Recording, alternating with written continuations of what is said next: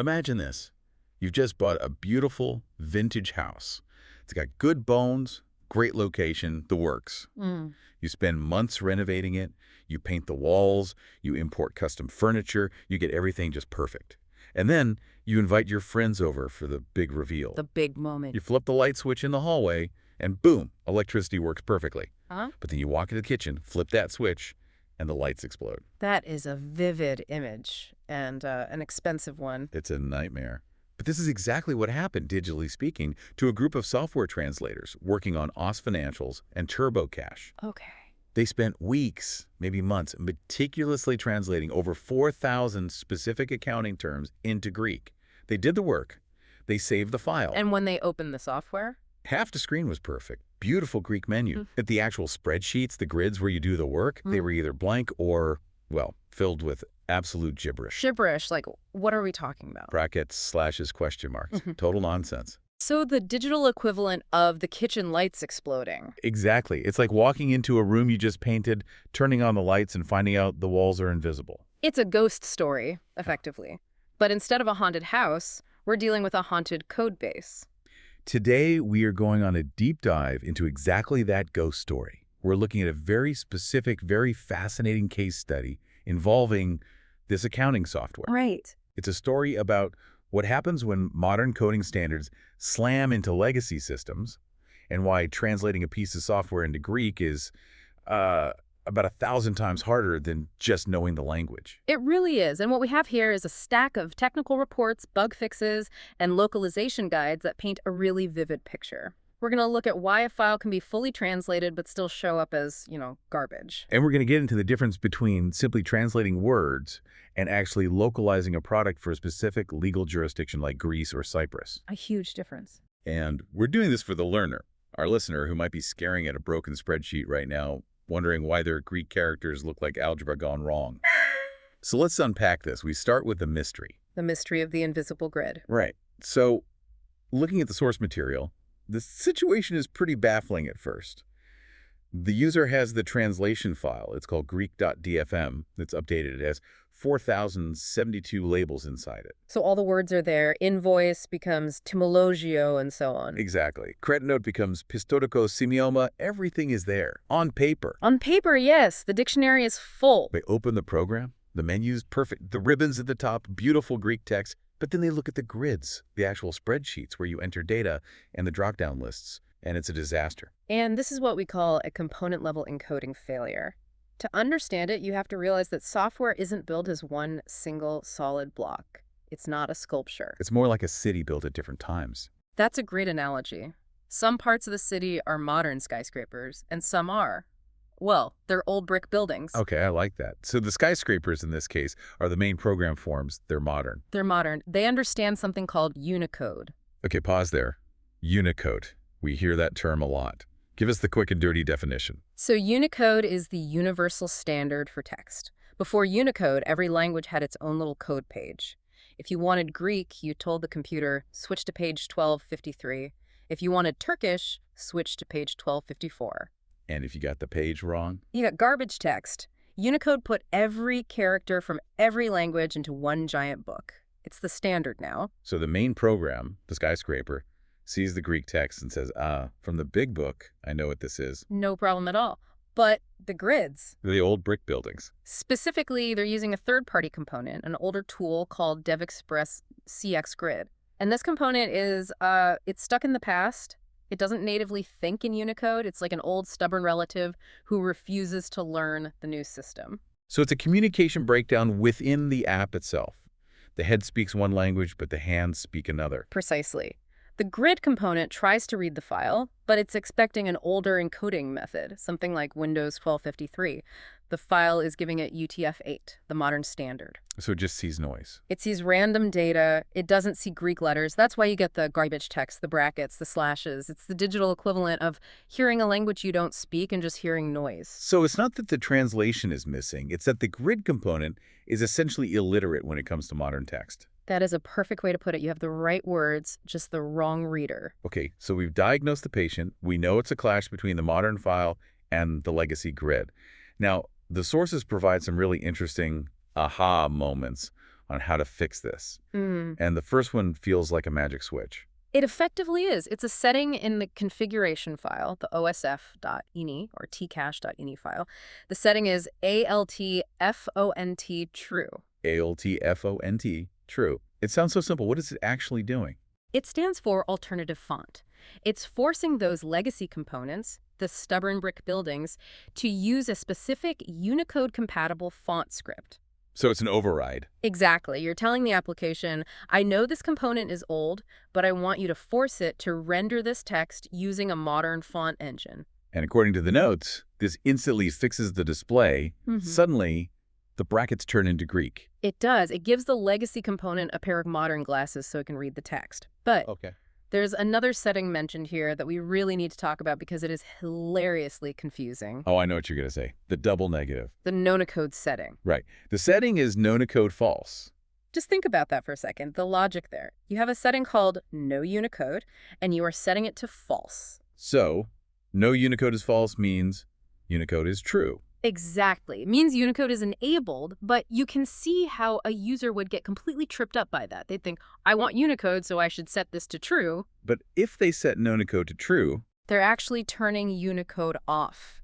They're screaming at the application to disable the one thing they need. That is a classic trap. It feels like something a tired developer wrote at 2 a.m. So, rule 1 for the learner. No Unicode must be false. Correct. Okay, so we've flipped the magic switch, the font is fixed, but the sources mention another sort of invisible villain. This one really felt like a ghost story to me, the byte order mark. The B bomb, yes. This is a very technical, very invisible, and very annoying problem. Let's break this down. The translator saves their file. They did everything right. They saved it as UTF-8, but the grid still breaks. Why? Because there are different flavors of UTF-8. There's UTF-8 and then there's UTF-8 bomb. The bomb is a tiny sequence of invisible bytes at the very, very beginning of the file. What does it do? It's like a secret handshake. It tells the computer, hello, I am a UTF-8 file. That sounds helpful. A polite little introduction. So why is it a villain? It's helpful for modern systems, but remember our old friend, the legacy grid component? The brick built? The brick building. When it opens the file, it doesn't know what a bomb is. It doesn't see a handshake. It sees data. Oh, no. It tries to read those invisible bytes as if they were part of the first label. And because it chokes on those first few bytes, it fails to parse the rest of the file correctly. It's like stumbling on the doormat and falling face first before you even enter the house. That's a perfect analogy. That is wild. An invisible doormat breaks the entire interface. So what's the fix? You can't just hit backspace on an invisible character. No, you need a tool. The source specifically mentions Notepad++, say. It's a free code editor.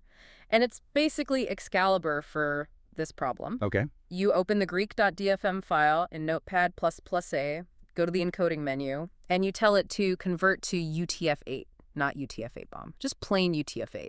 It scrubs that invisible handshake right off. And once that's gone, the legacy component just walks right in. Usually, yes. It just sees the text it expects. It's a subtle fix, but without it, you could bang your head against the wall for days. I love that. The digital equivalent of jiggling the handle. Okay, so we fixed the font, we've scrubbed the invisible bytes, but then the user notices something else. They open a drop-down list to select a document type, and it still says invoice in English. It didn't translate. Right. And this is where we move from the interface to the data. Explain that distinction. The Greek.dfm file that handles the interface, the buttons, the menu titles, the static text, but things like invoice types, credit note types, those aren't hard-coded in the interface. They live in the database. Ah, okay. So the language file is like the wallpaper, but the database is the furniture inside the room. Exactly. And you can't change the furniture by changing the wallpaper. The sources call this diagnosis, hard-coded or a different string source. To fix it, you have to perform manual labor inside the app. The source points to Setup Tools Customize Language. Right. You have to go into the tool settings, find the Types tab, and manually type in Etymologio for invoice. You are literally writing into the database metadata. That sounds... It is. But it's necessary because those terms define the logic of the accounting.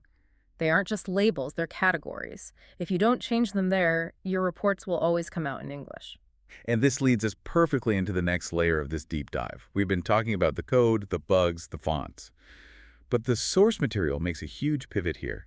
It says, translating words is not enough. We have to talk about localization. This is the difference between speaking a language and understanding a culture, or in this case, a legal system. The sources highlight a conflict between Greece and Cyprus. Now, to an outsider, you might think, well, they both speak Greek, just use the Greek file for both. And that would be a catastrophic mistake for an accountant. Why? Because while the language is shared, the laws are not. Greece follows what is called GS Greek accounting standards. Cyprus, on the other hand, generally aligns with IFRS, International Financial Reporting Standards. So the entire set of books is different. Completely different. The chart of accounts, which is the backbone of any accounting system, it has to be structured differently for Athens than it does for Nicosia. You cannot just copy-paste that logic. So if I'm a user in Cyprus and I use the Greece setup, I'm basically breaking the law. You're certainly not compliant, and compliance is the name of the game. The source lists specific must-haves. For tax ID, both might use the term AFM, but the way VAT, or FPA as it is in Greek, is handled and reported might be structurally different. You're pointing that tax to a specific line on a government form that only exists in that country. Exactly. That is a huge distinction. And then there's the curveball. The source mentions a Cyprus complexity that has nothing to do with Greek at all. Northern Cyprus. Right. If you are doing business in Northern Cyprus, you aren't just dealing with a variation of Greek, you need Turkish. Wow. And not just the language, you need Turkish compliance standards. So that's a full localization project on its own. It's a completely separate job. New language file, new chart of accounts. It really highlights that localization is almost a misnomer. It should be called jurisdictional adaptation. It really shows that you can't just run software through Google Translate and hope for the best. Absolutely not. That's how you get audited. Now, speaking of automated tools that try to help but end up causing disaster, we have to talk about the Unify button. The Unify button, a classic cautionary tale. This sounded like a horror movie scene in the documentation. There's a button in the tools called Unify. It sounds so peaceful, so nice. And the intention was good. The goal was to make things easier for developers. Instead of writing osFinancials or TurboCASH everywhere, they wanted to use a placeholder, a variable, at APPNAME app A. Smart. That way, if you rebrand, you just change the variable once. In theory, yes. But the button was, well, it was overzealous. It didn't just change the display names. It went into the history logs and the web links. Okay, give us an example of how that backfires. Well, imagine the software has a check to see if you are upgrading from an old version, say TurboCASH H2.01. The Unify button saw the word TurboCASH and said, I'll fix that. So it changed the code to look for at APPNAME at 2.01. But the old files on the disk aren't named at APPNAME at do. They are named TurboCASH. Exactly. So the historical check fails. The software thinks you don't have the previous version installed. The bridge to the past is burned. And the web links. This is the one that made me laugh. It corrupted the URLs. There were links pointing to osFinancials.org. The Unify button changed them to at APPNAME at walpo.org. So user clicks help or support, and the browser tries to go to literally the text at APPNAME at walpo.org. Which, as you can imagine, is not a valid website. It leads to nowhere. That is tragic. It's a perfect example of a tool lacking context. It sees a string of text and just blindly follows a rule. It is. And the fix, according to the source, is, you guessed it, manual labor. The user has to go back and manually revert these 15 specific labels to plain text. Automation is great, but it requires supervision. Yeah. So let's zoom out a bit. We've gone from invisible bytes breaking grids to legal differences between Athens and Nicosia, to an automated button that breaks the internet. What does this all mean for our listener, the learner? I think the big takeaway here is that localization is the ultimate stress test for software. How so? Because when you run software in its native language, usually English, you're walking on the paved road. Everything works because it was built for that road. But as soon as you switch to Greek or Turkish, you are taking the car off-road. And you find out where the suspension is loose. Exactly. You find the hard-coded database fields, you find the legacy components that don't support Unicode, you find the assumptions that every country does accounting the same way. All the shortcuts the developers took suddenly become visible roadblocks. It's fascinating that something as ethereal as language can be the thing that breaks the rigid logic of code. It forces the code to be better, to be more universal. If you can make your software work perfectly in Greek and Cypriot contexts simultaneously, you have built truly robust software. And for the user, the lesson is Don't panic when you see the garbage tag. Right. It's usually just a misunderstanding between a file and a component. Check your fonts, check your settings, scrub your bombs. Scrub your bomb sounds like good life advice in general. I feel like I need that on a t-shirt. It's niche, but I'd wear it. Before we sign off, I want to leave everyone with a thought. We talked about how a tiny, invisible byte order mark can completely break a user interface. It's invisible, but it stops the machine cold. It's the butterfly effect of coding. It makes you wonder, what other invisible cultural misunderstandings are happening in the apps we use every day? If an invisible byte can break a spreadsheet, what happens when an algorithm misunderstands a nuance of language or culture in a newsfeed?